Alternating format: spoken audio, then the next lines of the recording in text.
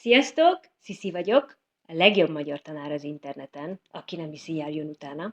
A mai órán megtanuljuk, hogy hogyan kell egy napirendet elmondani. Ezt a leckét már haladóbb magyarul tanulóknak szánom, de ha kezdők vagytok, akkor is nézzétek meg a videót, hogy ismerkedjetek a magyar kiejtéssel és a mondatszerkezettel.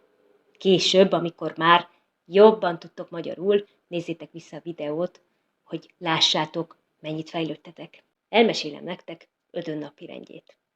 Ha szeretnétek gyakorolni a szavakat, a kifejezéseket és a nyelvtant, ami a történetben előfordul, látogassatok el a blogomra, ahol megtaláljátok a teljes szöveget, a fordítást, és persze a kérdéseket, amikre válaszolnotok kell, ha szeretnétek elmélyíteni a tudásotokat.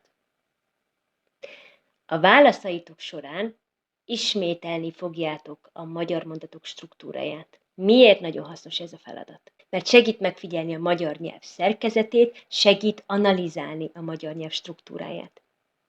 Segítsétek munkámat a lájkotokkal. Akkor kezdjük is!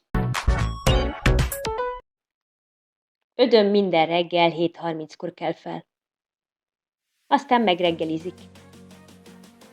Általában tojásrántottát vagy egy-két szendvicset reggelizik, de már egy hete csak joghurtot és zappelyhet eszik, mert fogyókúrázik. Emiatt nagyon szomorú. Nem csak reggel szomorú, hanem egész nap.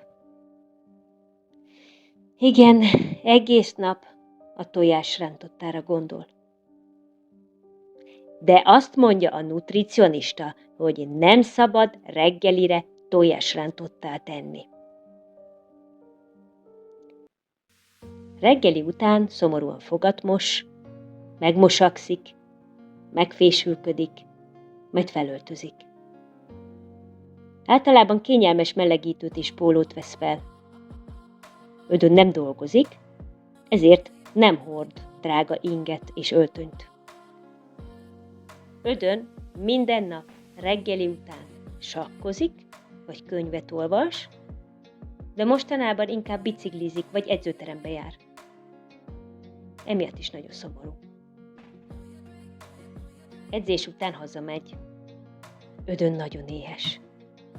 12:30-kor ebédel.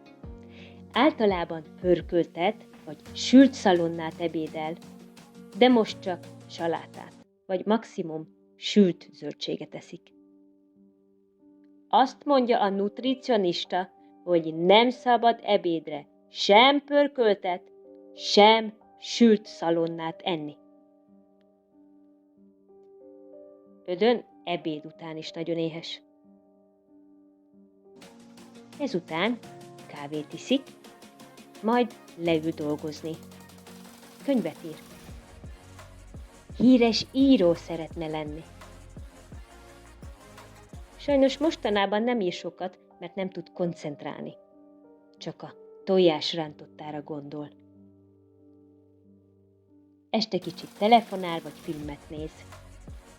A kedvenc műsora a MasterChef, de mostanában nem nézi, mert csak szomorú lesz. Általában tejfölös lángost vagy túrós csúszát vacsorázik, de mostanában nem eszik semmit vacsorára. Azt mondja a nutricionista, hogy nem szabad vacsorára sem tejfölös lángost, sem túrós csúszát enni. Ödön csak egy kamillateát iszik. Ezután megfürdik, majd 10 órakor lefekszik aludni. Mostanában nem alszik jól. Elalvás előtt a tojásrántottára gondol. Ödön depressziós.